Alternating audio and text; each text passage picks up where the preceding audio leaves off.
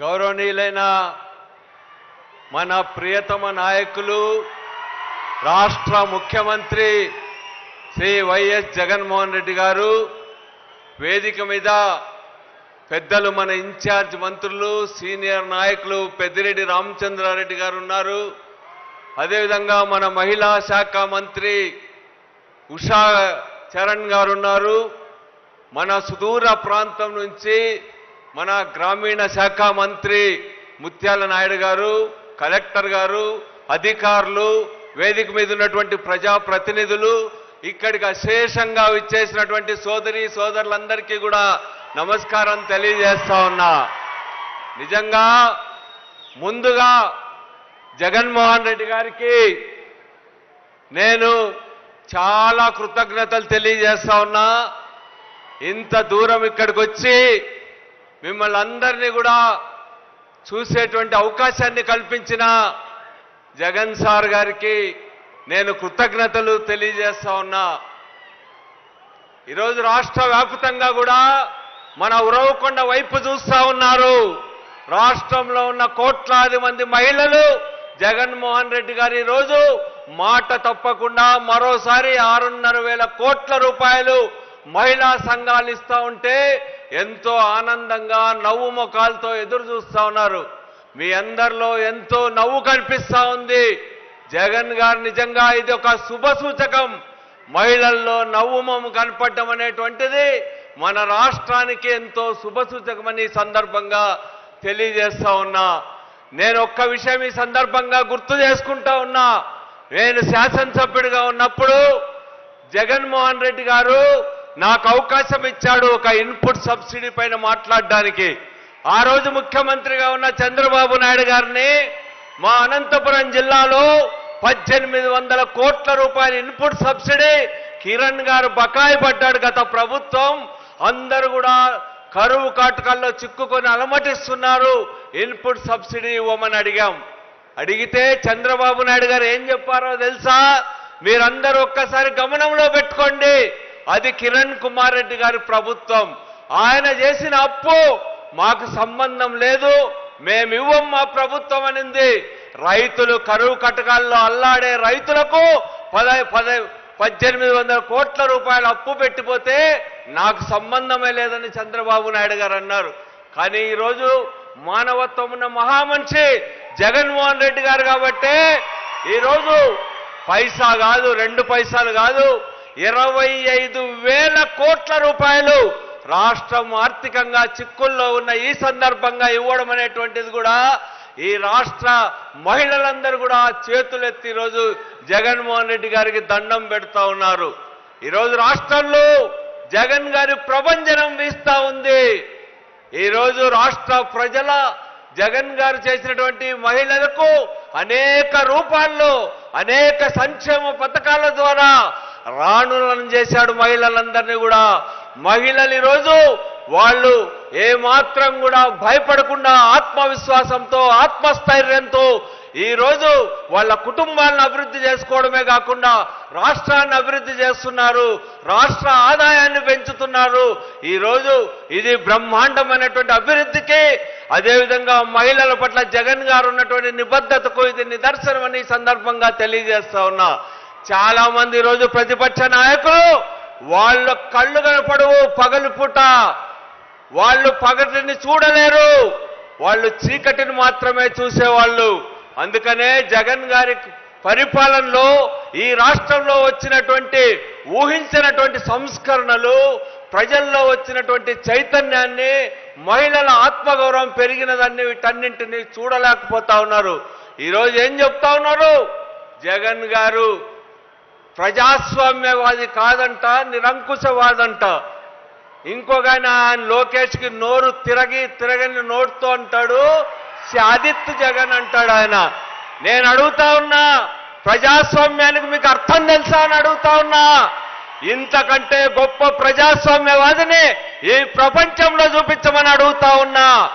తనకు ఓటు వేయనటువంటి వాళ్ళను, మాకు ఓటు వేయనటువంటి వాళ్ళు ఎవడైనా ఒక్కడిని చూపెట్టమని అడుగుతా ఉన్నా. ఒక స్కీమ్ అందనటువంటి వాళ్ళు, అర్హత ఉండి స్కీమ్ అందని వాడు ఎవడైనా ఉంటే ఒక్క పేరు చెప్పమని నేను ఈ సందర్భంగా అడుగుతా ఉన్నా. మరి ఇది ప్రజాస్వామ్యం కాదా అని చెప్తా ఉన్నా.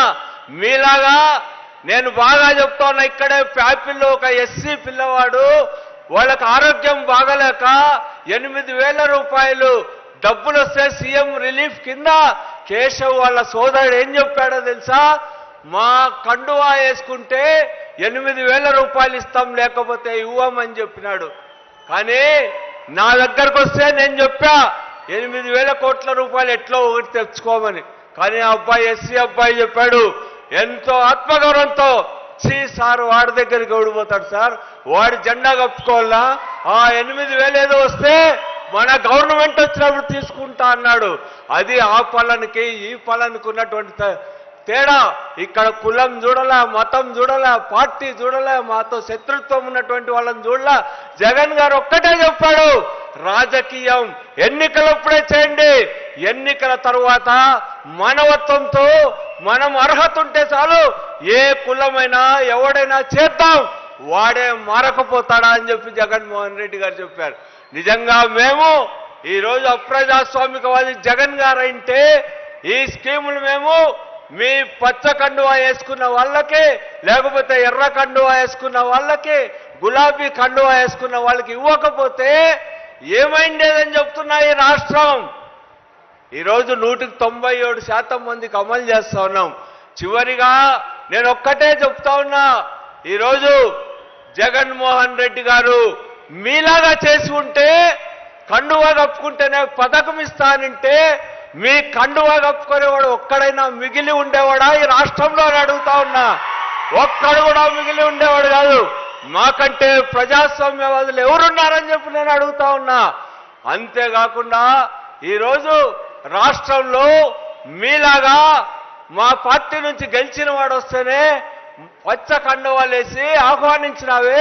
మా జగన్ గారు అలాంటి నిర్ణయం తీసుకుంటే పై ఆవిడ కేశవ్తో సహా ఒక్కడైనా మీ ఎమ్మెల్యేని ఎంత ఉండేవాడా అని అడుగుతా ఉన్నా. ఇంతకంటే గొప్ప ప్రజాస్వామ్యం ఏముందని చెప్పి ఈ సందర్భంగా అడుగుతా ఉన్నా. అంతేకాకుండా మన నియోజకవర్గానికి వస్తే జగన్మోహన్ రెడ్డి గారికి మన నియోజకవర్గ ప్రజలు మనమందరం కూడా చేతులెత్తి దండం పెట్టాలా. ఎందుకంటే ఈ 4.5 సంవత్సరాల కాలంలో ఎంత ఇచ్చాడు మనకు? 3,000 కోట్ల రూపాయలు మన నియోజకవర్గానికి ఇచ్చినాడు జగన్ గారు. దాదాపు 800 కోట్ల రూపాయలు బిల్డింగ్స్ కి, R&Bను, రోడ్స్ ఇట్లాంటి వాటికి 800, దాదాపు 4,000 కోట్ల రూపాయలు పైగా జగన్మోహన్ రెడ్డి గారు ఇచ్చారు. ఈరోజు నేను ఒక్కసారి గుర్తు చేసుకుంటున్నా, జగన్మోహన్ రెడ్డి గారు 2017 ఫిబ్రవరిలో ఉరవకొండ వచ్చినప్పుడు వేలాది మంది ప్రజలు వచ్చారు ఆ రోజు తరలి. ఆ రోజు మనం ఎందుకు ధర్నా చేశాం? ఇక్కడ ఉరవకొండ టౌన్లో రాజశేఖర రెడ్డి గారు 100 ఎకరాల భూమి కొని ఈ ఊళ్ళో ఉన్న వేల మందికి ఇండ్ల స్థలాలు ఇవ్వాలని చెప్పి నిర్ణయిస్తే 10 ఏళ్ల కాలంలో కేశవ్ ఒక్క పట్టా కూడా ఇచ్చినటువంటి పాపాన బోలా. అమరావతి కడుతున్నారంటే, అమరావతిలో లాభాలు వస్తున్నాయంటే రాత్రికి రాత్రి పరిగెత్తుకుపోయి అక్కడ భూములు కొని ఆయనకు ఇక్కడ పేదలు అలమటించిపోతా ఉంటే ఒక్క సెంటు భూమి ఇచ్చేటువంటి ఆలోచన, నువ్వు ఒక్క పైసా ఖర్చు పెట్టాల్సిన పనిలా మా రాజశేఖర రెడ్డి గారు కొన్నారు. ఆ భూమికి పట్టాలు ఇవ్వమని వేల మందితో మనమంతా పోరాటం చేసినా ఇవ్వలే. ఆ రోజు మన పోరాటానికి స్పందించి మన గొప్ప మానవతావాది జగన్మోహన్ రెడ్డి గారు ఆ రోజు ఉరవకొండకు వచ్చాడు. స్వయంగా పేదల కోసం ధర్నాలో పాల్గొన్నాడు.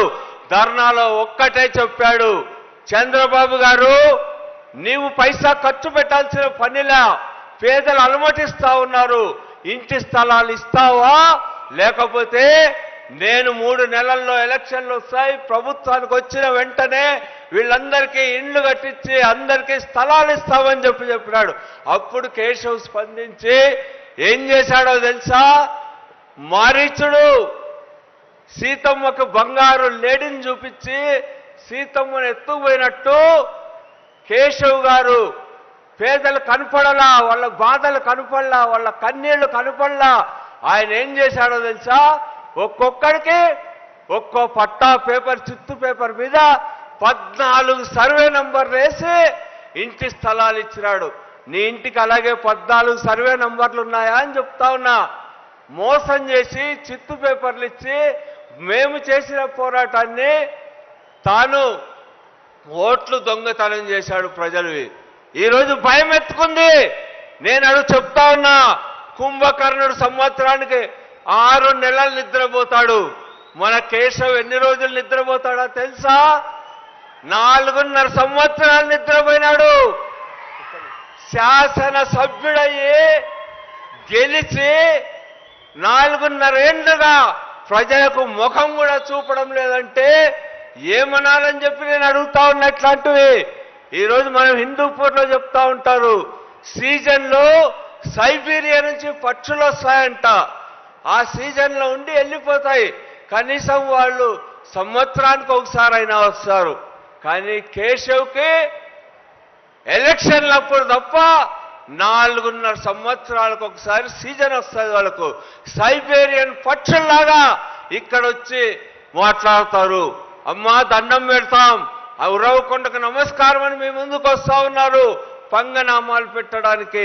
చివరిగా నేను ముగించే ముందు జగన్మోహన్ రెడ్డి గారికి టైం చాలా తక్కువగా ఉంది కాబట్టి ఈ సందర్భంగా కొన్ని విషయాలు మాత్రం మన నియోజకవర్గానికి సంబంధించి జగన్మోహన్ రెడ్డి గారి దృష్టికి తెస్తున్నాం. సార్, మీరు ముఖ్యమంత్రి అయిన తర్వాత రాజుకు దగ్గర రాజ్యం అంటారు. ఆ విధంగా మా ప్రాంతం అంతా 4.5 సంవత్సరాల పాటు సుభిక్షంగా ఉంది. ఏ బోర్లో చూసినా నీళ్లే, ఏ చెరువులో చూసినా నీళ్లే, ఏ కాలువలో చూసినా నీళ్లే. ఆ రోజు బోర్లు ఎండిపోయి బోర్లు పదే వేసుకొని అప్పుల పాలై ఆత్మహత్యలు చేసుకుంటే ఇప్పుడు కృష్ణా గుంటూరు జిల్లాల్లో లాగా ఇక్కడ చేయి పెడితే మనకు నీళ్లు అందేటువంటి పరిస్థితి వచ్చింది. ఎవరి కారణం? ఆ రోజు రాజశేఖర రెడ్డి గారు జీడిపల్లి రిజర్వాయర్ నిర్మించి ఆ రోజు ఇవ్వకపోతే ఈ రోజు ఇట్లా పోతే తెలుస్తుంది.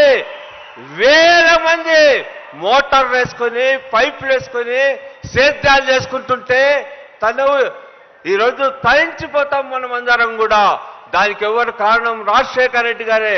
జగన్ గారు ముఖ్యమంత్రి అయిన తర్వాత ఈరోజు జగన్ గారిని నేను కోరుతున్నా, ఈ సంవత్సరం విపరీతమైనటువంటి కరువు వచ్చింది.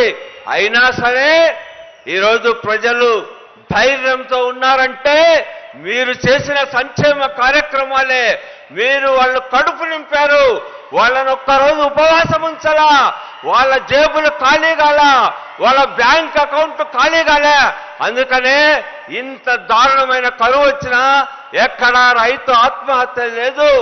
రైతులు సుభిక్షంగా ఉన్నారు, సంతోషంగా ఉన్నారు, ధీమాతో ఉన్నారు. ఈరోజు మీరిచ్చినటువంటి ఇదే అని చెప్పి నేను అడుగుతా ఉన్నా. మీరు ఈరోజు ₹1 కట్టించుకోకుండా రైతులకు ఇన్సూరెన్స్ చేయిస్తా ఉన్నాడు. అదేవిధంగా ఇన్పుట్ సబ్సిడీ సీజన్ మారక ముందే ఇస్తా ఉన్నారు. మన ఒక్క నియోజకవర్గానికి ఎంత ఇచ్చినారో తెలుసా? ఈ 4 సంవత్సరాల కాలంలో 850 కోట్ల రూపాయలు మన రైతాంగానికి ఇన్పుట్ సబ్సిడీ అన్నింటి పేరుపైన వచ్చాయి. చివరిగా సారి సందర్భంగా ఏం అడిగినా ఇచ్చేవాడు మనసున్న మహారాజు. మీరెవ్వరు అడుక్కుపోయినా కూడా బటన్ నొక్కి మీకు డబ్బులు వేసే మహారాజు. అట్లాంటి జగన్ గారిని సందర్భంగా మా ఉరవకొండకు సంబంధించి మీరు ఇన్ని వేల కోట్లు ఇచ్చారు. మేమెంతో ధన్యవాదాలు తెలియజేస్తా ఉన్నాం, కృతజ్ఞతలు తెలియజేస్తా ఉన్నాం. అదే సందర్భంగా మరికొన్ని విషయాలు మీ దృష్టికి తేవాలనుకుంటున్నాం. ఆ రోజు రాజశేఖర రెడ్డి గారు ఈ యొక్క ప్రాంతంలో 1,00,000 ఎకరాలకు నీళ్లు ఇవ్వడానికి ఇక్కడ స్కీమ్ స్టార్ట్ చేశాడు. అందుకనే జగన్ గారిని ఏమడుగుతున్నామంటే, మనం ఆ రోజు ధర్నా సందర్భంగా హామీ ఇచ్చాం, ఈ 75,000 ఎకరాలకు కూడా నీళ్లు ఇస్తామని చెప్పాం. ఈ 75,000 ఎకరాలకు కూడా పిల్ల కాలువలు తవ్వుతాం, డిస్ట్రిబ్యూటరీస్ తవ్వుతామని చెప్పాం. జగన్ గారు కూడా హామీ ఇచ్చారు. కేవలం కాలువలు ఎమ్మడి పారించడంగా నీళ్లు ఇస్తామన్నారు. దానిని అంగీకరించాల్సిందిగా 75,000 ఎకరాలు సాగులోకి వస్తుందని చెప్పి ఈ సందర్భంగా చెప్తానా. ఉరవకొండకు సంబంధించి కూడా డ్రైనేజీ వ్యవస్థ చాలా అధ్వానంగా ఉంది. ఇవన్నీ కూడా పిటిషన్స్ రూపంలో ఇప్పటికే జగన్ గారికి ఇచ్చినాం. వాటన్నింటినీ వెనుకబడినటువంటి ఉరవకొండ టౌను మీ ఇచ్చినటువంటి ఆసరా ఫలితంగా 1,100 మంది చేనేత కార్మికులు ఈరోజు తమ కాళ్లపై తాము నిలబడుకున్నారు. చేనేత భరోసాతో ఈరోజు ఎంతో ఆనందంగా ఉన్నారని చెప్పి ఈ సందర్భంగా చెప్తా ఉన్నాను. అదేవిధంగా 3,000 అదనంగా ఇండ్లు ఇవ్వమని చెప్పి జగన్ గారిని సందర్భంగా కోరుతా ఉన్నాం. గడప గడపకు వెళ్ళినప్పుడు మా నియోజకవర్గంలో 23,000 ఇండ్లు శాంక్షన్ చేస్తే ఈరోజు ఒక్క ఉరవకొండ టౌన్లోనే నయా ఉరవకొండ తయారవుతా ఉంది. ఈ ఉరవకొండ టౌన్లో పుట్టినప్పటి నుంచి 10,000 ఇండ్లుంటే మా జగన్ గారు వచ్చిన తర్వాత 8,000 ఇండ్లు కట్టించగలిగినాం మనం అని చెప్పి సందర్భంగా చెప్తా ఉన్నాం. 3,500 మందికి ఇంటి స్థలాలు ఇచ్చి ప్రజలు లక్షాధికారులు చేశామని చెప్పినాం. ఈ విధంగా జీడిపల్లి రిజర్వాయర్ సంబంధించి కూడా ముఖ్యమంత్రి గారికి ఇంత ముందే వివరించాం. జీడిపల్లి రిజర్వాయర్ అక్కడ నష్టపోయిన రైతులందరికీ కూడా వెంటనే వాళ్ళకి పరిహారము ఇవ్వాలని చెప్పి R&R ప్యాకేజ్ అమలు చేయాలని చెప్పి, అదేవిధంగా మహిళల యొక్క ఒక అద్భుతమైనటువంటి మీటింగ్లో మహిళలకు సంబంధించి గర్ల్స్ జూనియర్ కాలేజ్ బీసీ వాళ్లకు పెన్నహబుల్లో నిర్మించి ఇవ్వమని చెప్పి కోరుతా ఉన్నాం. మన ఉరవకొండ టౌన్లో కూడా గర్ల్స్ కాలేజ్ నిర్మించాలని చెప్పి కోరుతా ఉన్నాం. అదేవిధంగా అనేక డిమాండ్స్ సార్ గారి దృష్టికి ఇప్పటికే వివరించడం జరిగింది.